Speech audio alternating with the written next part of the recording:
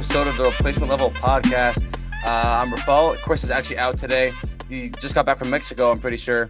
Landed today. He was going to be on, hopefully, Thursday's episode, but for today, he is out. Weather's getting nicer, heating up a little bit. But today we got fill-in, not really fill-in, more of a guest for us with the privilege of welcoming BBD.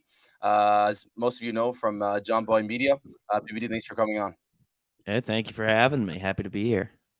So BBD again, just overview about him.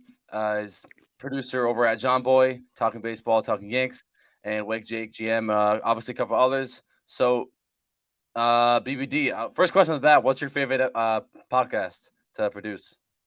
Um, my the go-to answer has got to be talking Yanks, the show that started it all, and obviously the Yankees' favorite team and an area of expertise. So they're the easy answer, and all the yes stuff involved with that. Very cool, but obviously love talking baseball. Wake and Jake, very very big spot in my heart. Um, I like everything I do, but how can the answer right now not be talking Yanks?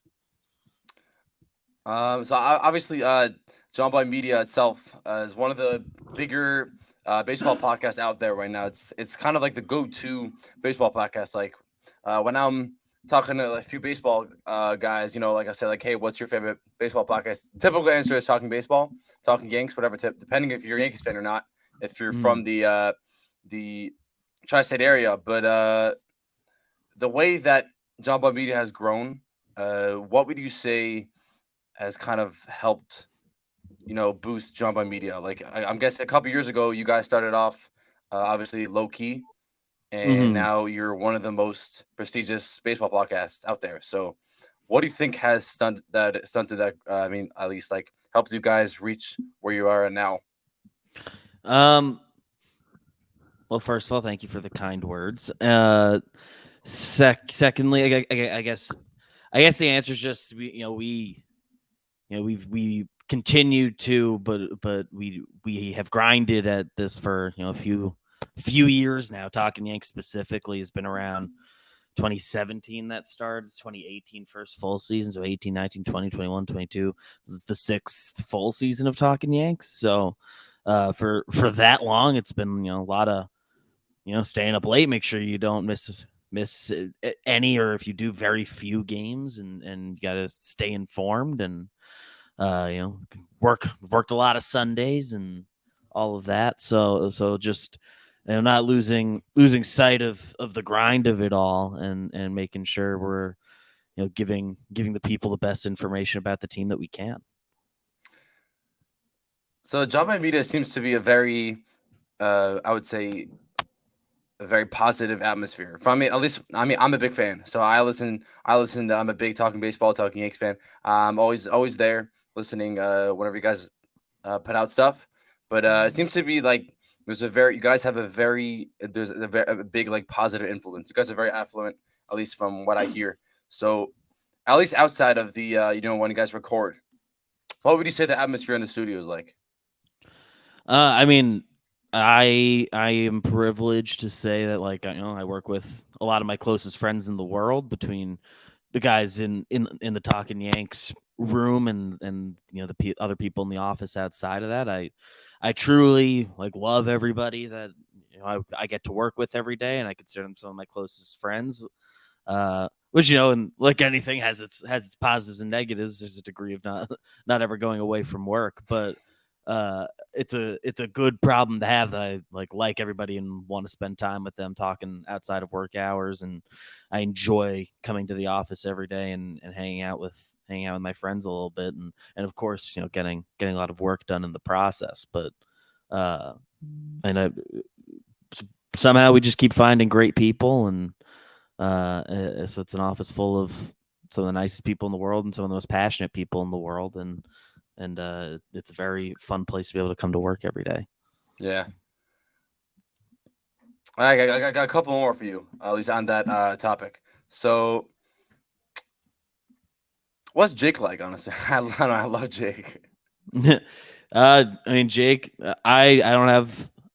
I could go on forever with nice things to say about Jake. One of my one of the people I look to as a guiding figure in my life, which getting a little sentimental there, but like he and Jimmy both. I look to them sort of as in a way as older siblings that I never had. We were friends before I became their like employee. But Jake and I specifically spend quite a bit of time together between either the two of us or with other people at the office, or I'm in a lot of group chats with like his high school friends. So um, like Jake, the guy you're seeing is largely the guy you get, and he is one of the more, even more than that, he's one of the more like caring people I know, and he truly cares about everybody that we work with, and uh and he's just one of my favorite people in the world. So I love Jake with all my heart. Okay, so let's transition to some Yankees talk. Obviously, like you mentioned, is one of your biggest topics of expertise. So I'll get you into that some of that stuff. So for straight off the bat, Yankees are obviously they're batting on a tightly contested AL East. They're 6 games back right Mm-hmm. now, and they're wrapping up a pretty heavy road trip. That displayed a top heavy Seattle rotation, and now they're today they're wrapping up the third game of the Dodger series, the rubber game. That's a big game. Trying to take that series in LA. And earlier this week, the Yankees did get to the Mariners pitching staff earlier on. The first Mm-hmm. two games they kind of got ahead. They got ahead of counts. They were making loud contact, and that kind of led to runs. And they went on that wild run streak where they scored like 50 runs. I think something around that. But overall, they just had a very productive series in Seattle, and now in LA. Game one was sort of a Sevy, it's like a welcome back, after the injury, and he did look very solid in his first start, but this was kind of like a maybe got to change stuff up a little bit. I mean, he just got caught early, and that first inning, the 6 run inning, and Yankees couldn't come back from that, and that was kind of that for game two. Was also Yankees did take game two. That was very productive game also as well, but we're seeing the Rays just keep rolling. They seem unstoppable. So just kind of get to my question at for how the Yankees have been performing. Do you think the Yankees can somehow claw their way back? Yeah, they've played a very good brand of baseball for they did it for all of the month of May, and so far so good in June. We're 2 games in, but yeah, they have as good a chance as anybody. It is unfortunate that the Rays are on this historic pace, and the Yankees. I think the stat I read this morning, they had second best record in May in all of baseball, but they made up like 2 games in the AL East standings. So there's an element of well, yeah, keep an eye on what the Rays are doing, and try your best to catch them. Obviously, they're still, the Yankees do their business. They should at least be able to make it a conversation, but yeah, there's an element of perhaps we gotta shift some targets a little bit, and just make sure we are firmly in that wild card spot, because I mean, season ends today. The Yankees are the last team in, so that is not ideal.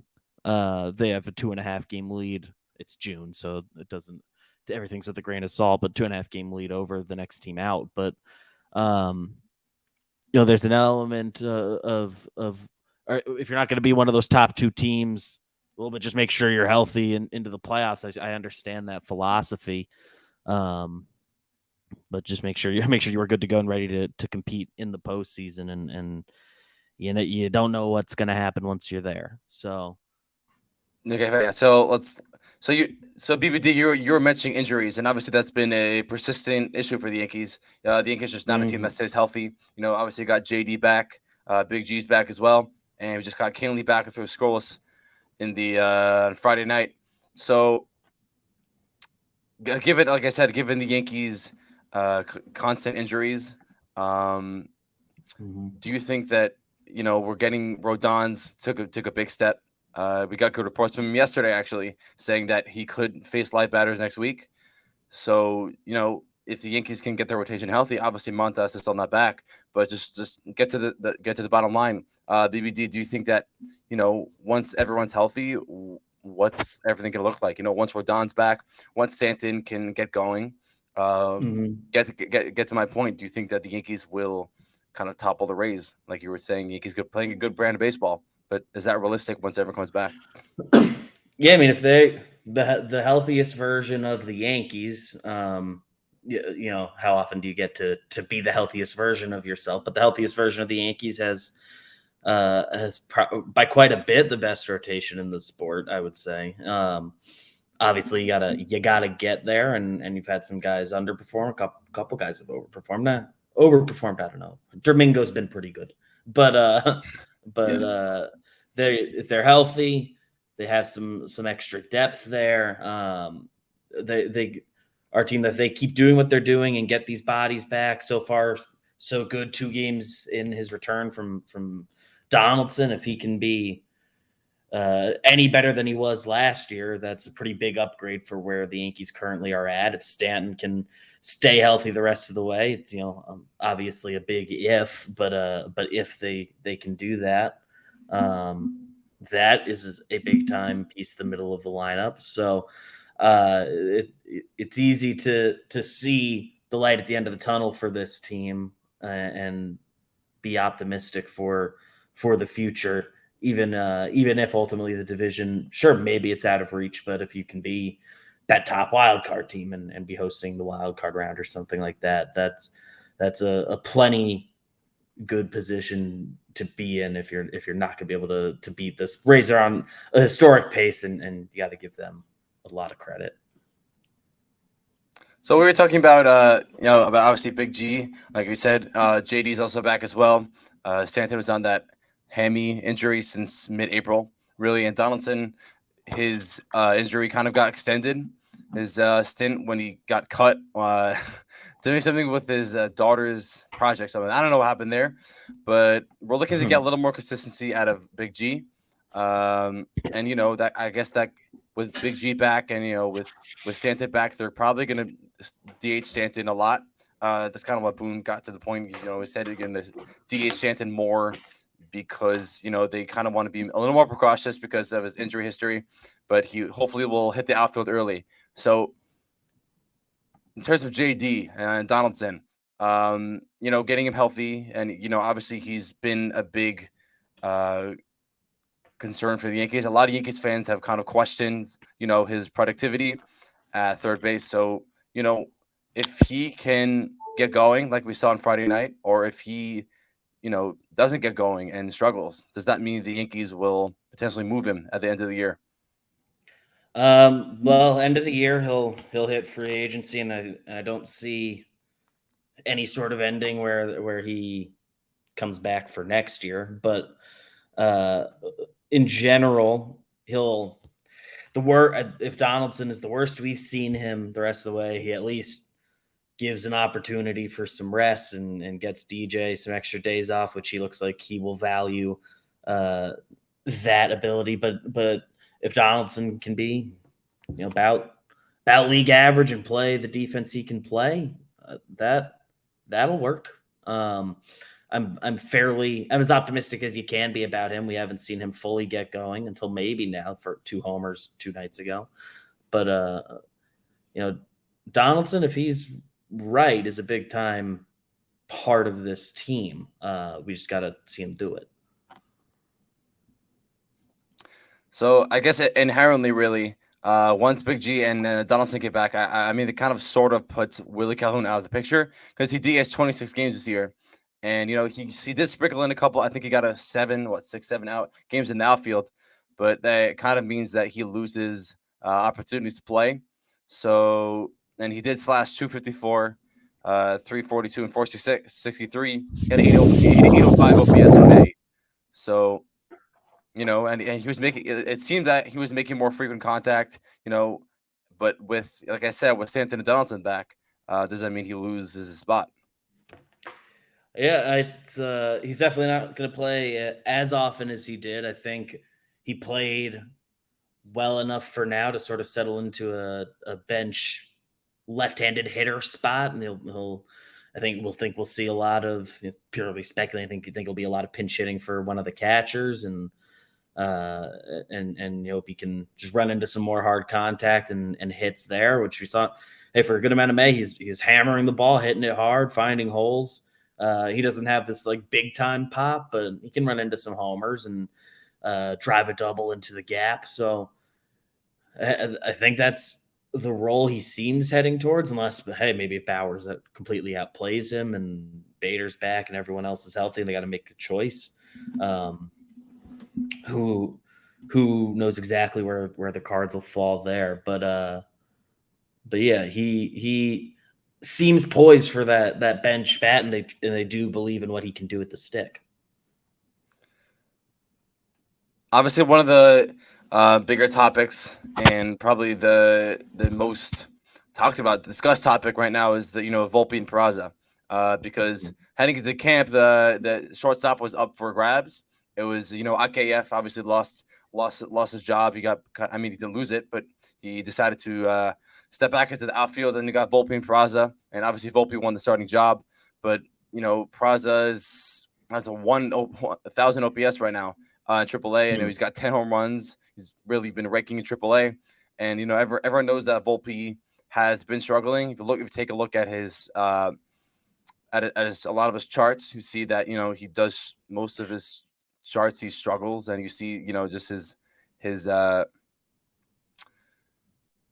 at least he does his strikeout rate is very high, at least for a rookie. And his obviously he's a rookie. His bat speed is he can catch up to high fastballs have been one of his biggest issues this year.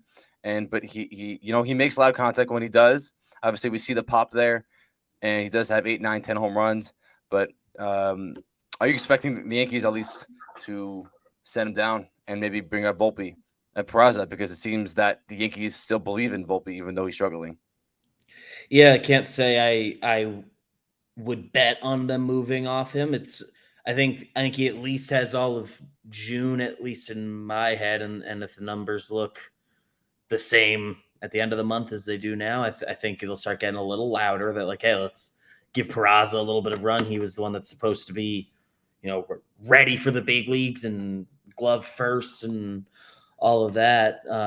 It'll at least be, I think, worth a discussion at that point if we don't see some improvement by then. I think Volpe has shown enough and has said all the right things and seems to have the right head on his shoulders and work ethic that long term I'm not worried about him. But for this year, if the current level of production is untenable, it's gotta get better sooner rather than later.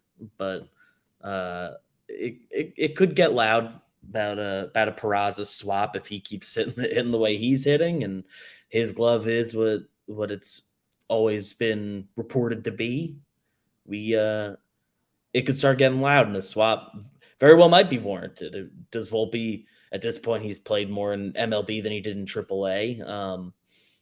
He very well might need some AAA time to finish off some seasoning. I don't know what the Yankees believe there.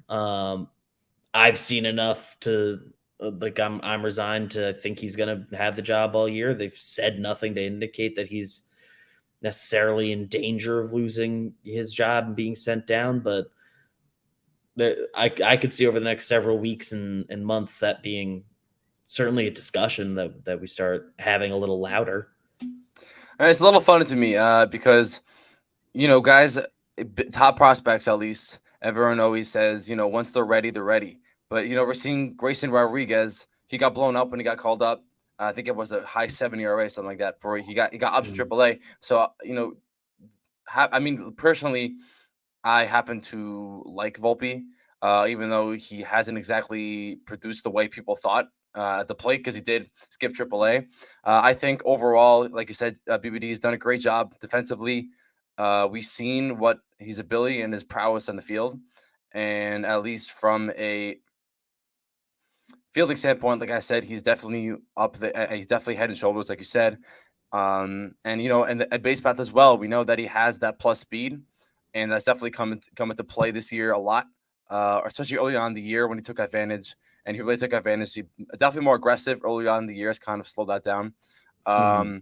And like you said, we're just getting louder contact. And he said he runs into contact once in a while, does put the ball in play a lot when he does at least. So at least for me, I just feel that if like you said, if they would call up Peraza, I don't see anything wrong in getting a couple of get boosting your self confidence a little bit in AAA. Like I said, for Grayson Rodriguez, there's nothing wrong in getting some more development in AAA. Yeah, it's nothing. It wouldn't be necessarily an indictment on Volpe the player. He wouldn't be the first guy to get sent back down and sort some things out. That happens a lot. Progression isn't necessarily linear. He's not going to get the results aren't going to necessarily be better each and every day as they were the previous day. But there's there's a lot that we just don't know what's happening or how he's feeling and how confident he currently feels and will feel. For now, I gotta trust the Yankees a little bit on they've for the most part made the right calls on which guys should get a real chance, and he's like you said, he's shown some of what we all fell in love with in spring training and some early in the year stuff with the base running and the stealing. We just got to get him on base a little more. I know. So I want The to transition to the rotation or bullpen as well. The Yankees have had the best bullpen in baseball all year.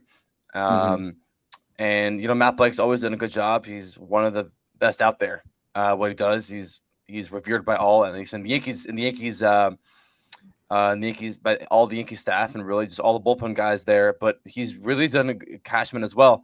They've really done a good job of finding and reclamation projects. Like we got Ian Hamilton. Like I said last episode with Johnny, he obviously had those 7-8 surgeries on his jaw.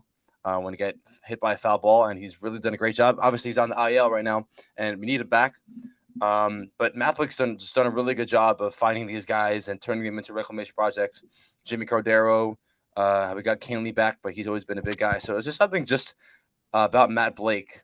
Not sure if you have like a personal connection with him, but what do you think it is, at least with Matt Blake, that does so well that he finds such success with these guys? Yeah, I mean, I have no idea what like the day to day the day to day workings for him are, but yeah, at this point, him and the entire Yankees front office, they sort of have the benefit of the doubt. They will make it. They will make a bullpen. They will adjust to injuries. They will build that on the fly better than just about anybody I've ever seen. It's like them, the Rays, the Dodgers, to a lesser extent the Astros. I guess like those teams, they will build a bullpen, find a guy, make whatever tweaks they need to, and sort it out. The Yankees, I think, are the very best in that of are the very best team at doing that of that group. But uh, Matt Blake seems to be a central part of all of it, and hey, I'll I'll let him take that credit for now. So I got a couple more questions for you before you leave. First of all, I know it's early and we're not even halfway through the season. The trade deadline isn't for a while. Mhm. But World Series predictions? Uh, we're on a Yanks show. It'll be Yanks over the Mets, and no, Gotta go uh, Yanks. gotta say the Yanks, and Dodgers just kind of keep being the best. So let's say Yanks over Dodgers. Have some fun with it. We're getting a little Good, preview of good that. for baseball. Definitely good for baseball. I mean, we're already getting a preview of that. It's been a pretty good series, honestly. A lot of Yeah, big home runs and stuff. I know it's fun. not too bad. Final question before we wrap up. Division wise, at least from where the demographics are right now, Mhm. Yankees taking the AL East. Um, right now we got to be as much as I love the Yankees and love firing off some homer picks for the World Series, there's a realisticness to it. All the Rays have been on this historic pace, and all the underlying numbers for that team back it up. It does not feel like a fluke. Um, I have to say, I would bet on the Rays finishing this season as the division winners, but uh, I think the rest of the way the Yankees will be at least a couple games better than Baltimore and probably usurp them. They just seem to not quite have the starting pitching to get it done, but that's not any sort of discredit to them. I think the Yankees will be fine the rest of the way. Catching Tampa is going to be a tough ask. And I'm not sure. I until they start slowing down, I'm not going to sit here and predict that they're going to slow down. They are a wagon. Yeah, let's again, guys. Let's go Yankees. Got a big rubber match game tonight. But I really just wanted to thank you guys again. This was BBD from Jomboy Media. BBD again. Thanks so much for joining the pod. Yeah, thank you guys for having me. Hopefully, don't come off too distracted from the spilling water all over everything That's not good, situation guys. here. Don't worry, But that you won't see that. This won't be on the recording, but I will take care of that. But again, guys, this was Jomboy, producer BBD. Hope you guys enjoy this episode. Make sure to check it out. Spotify, Apple Podcasts, YouTube as well. And we will see you guys Thursday. Hopefully, Chris will be back. And enjoy your weekend.